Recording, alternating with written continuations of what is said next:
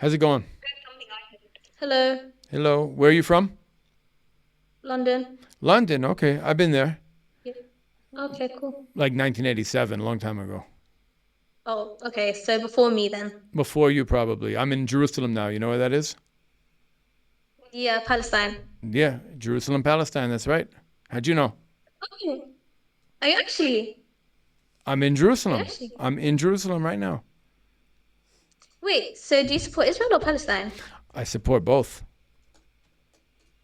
No, you gotta choose one. I gotta You can choose only one. choose Okay, one. so I'll tell you the truth. I am Israel.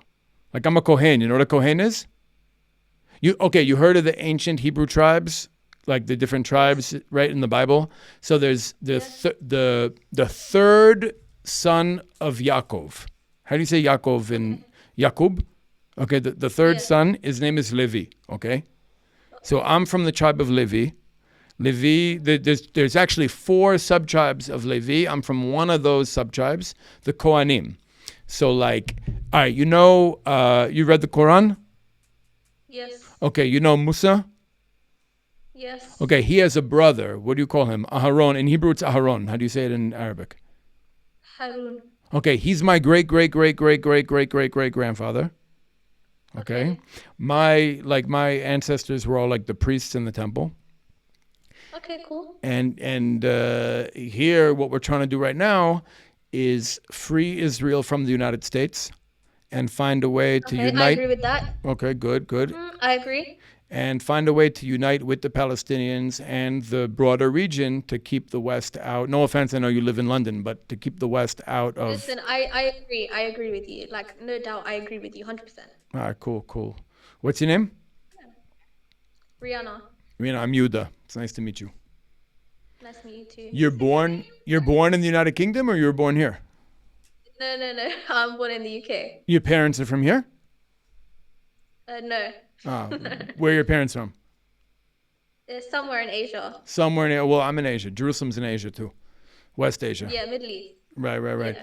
Okay, well, Middle East I don't like so much because like middle of what, east of where? You know what I'm saying? Like Middle East Yeah, yeah, sounds yeah. like I get you. Yeah. yeah, yeah. Yeah. So, but that's cool. So I getting back to your original statement, like I gotta choose, right? Like I gotta choose I Israel. mean, if you choose to unite, that's a good point. Like, I would love to hear like if everyone could unite, like back in 1947 when everyone was just living together. I think that's better than a two-state solution. I think everyone should just live together. Yeah, I agree. One state, including Gaza. Gaza's part of that Yeah, one state. It's including. got to be. But Yeah. but I don't want you to take offense. I'm gonna say something, and I don't want to offend you. I don't want to hurt your feelings. But Okay. the problem is the British. The British made a big mess here and turned us against each other. You See, know? I agree. I Oh, agree you agree? completely. I Completely no agree. offense. Yes, I agree. I don't take offense to that. Okay, okay, good, good, good. I'm glad I didn't offend you, but it really is the British. Look, I'm not going to say Israelis and Palestinians haven't done anything wrong in the last 100 years. We have, Yeah, but but I mean, obviously, British colonialism, obviously, yeah, that played a huge part. right, right, and I they knew how to exacerbate the conflict, how to like make it worse because they wanted to stay here. You know what made them leave actually? Well, it's interesting. According to British documents, they left Palestine because of Jewish terrorism. That's what they said. The British said they left Palestine because of Jewish terrorism. And I think what it was specifically, the British were piping the oil from Iraq to Haifa.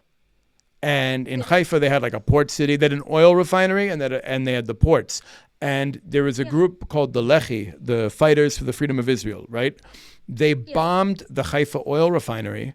And by bombing the Haifa oil refinery, the British suddenly had much less economic incentive to be here.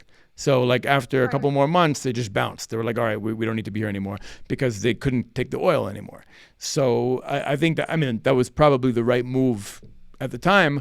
The problem is the British really incited a conflict on the way out. Like even in the 1948 war, like the Egyptian military, the Jordanian military were like armed, trained, and led by British officers. Like and they thought they would like make the Jews scream for the British to come back, and then the British would come back and rule. So that didn't work out, obviously.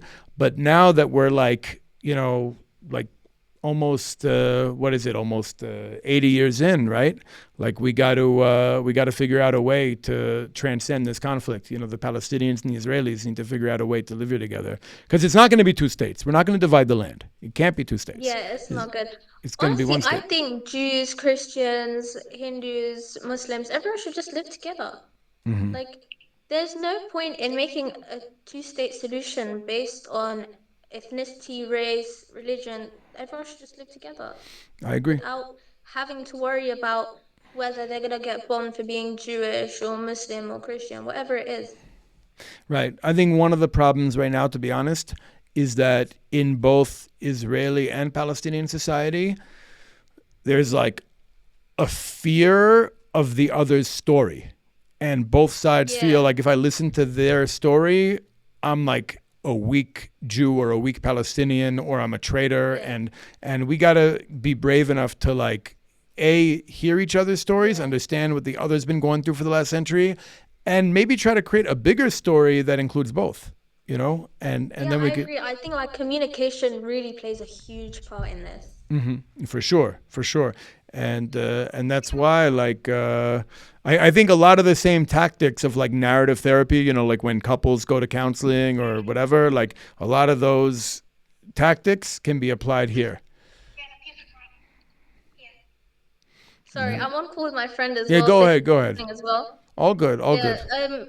she's just asking like if Yeah. this is a podcast or like just like normal conversation. Well, the truth is, I've never used this thing before.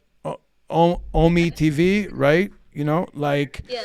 so it's my friend's house. He invited me to come check it out. I'm checking it out. Yeah, this is my friend. His name is Yinon. And this is all his equipment, all his everything. I do have a podcast, and we do have a website. Yeah. If you want to check us out, you can go to Semitic Action Okay. .org.il, semiticaction.org.il. Okay. And, Semiticaction.org.io. yeah, and